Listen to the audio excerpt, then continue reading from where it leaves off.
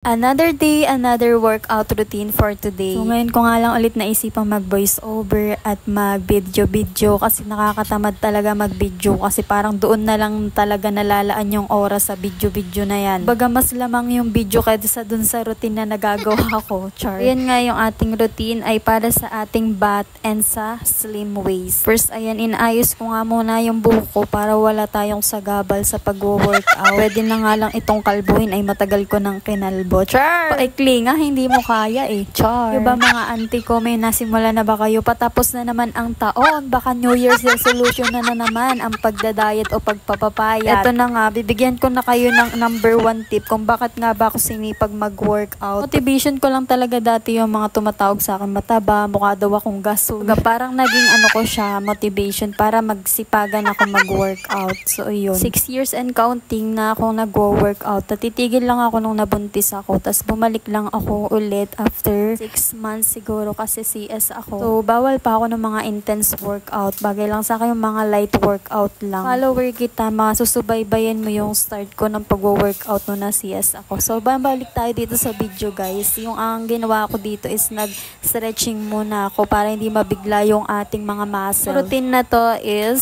squats lang yan. 15 reps by 3 sets. Yung buhat ko nga dyan na ankle weights na sand is 3 kg per siya. Yung per isang isang bag. Tapos may hawak pa ako dyan para mga 5 pounds yata yan. Yung workout na yan is para sa ating butt or yung sa ating buttocks. Walang puwet dyan at gusto mapaumbok ko yung kanilang puwet. Ito bagay na bagay itong exercise na ito sa inyo. So hindi nga ako workout expert. Nakikita-kita ko lang sa Facebook and then ginagaya ko lang yung mga routine and yung proper form na nakikita ko. Papatone naman kayo ng body. Napakadali na lang ngayon kasi pwede na lang kayong mag-search sa YouTube tsaka sa mga social media. Isa-search nyo lang. Namang second routine ko is DL siya or Russian deadlift. Ko alam kung deadlift pa rin tawag dyan kasi yan lang talaga yung hawak kong weights. Kung ano lang talaga yung available, yun lang talaga yung binubuhat ko. So, wala pa tayong budget para bumili ng mga equipment. Kung ano na lang nandyan, yun na lang buhatin. Char. So, kung kaya nyo naman mag-purchase, pwede naman kayo mag-purchase guys. Mas maganda talaga nung may hawak tayong weights para mas mapa-form yung ating mga muscle. Sa routine na nga yan ay ginagawa ko siya 20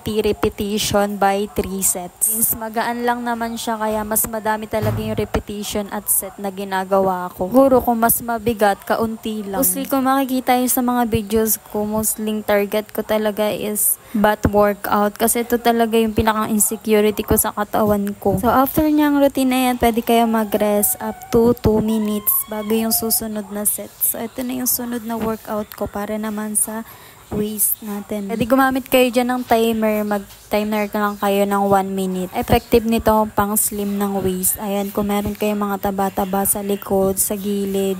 Ayan, bagay na bagay ito sa inyo. Naman ito para sa waist din natin. Kahit 30 seconds by 3 set lang ito. Then rest 1 minute. Sunod naman itong plank twist. 1 minute din siya by 3 sets. That's all workout routine for today. Don't forget to follow for more. Ayan, thank you sa panonood guys. Bye. See you on my next vid.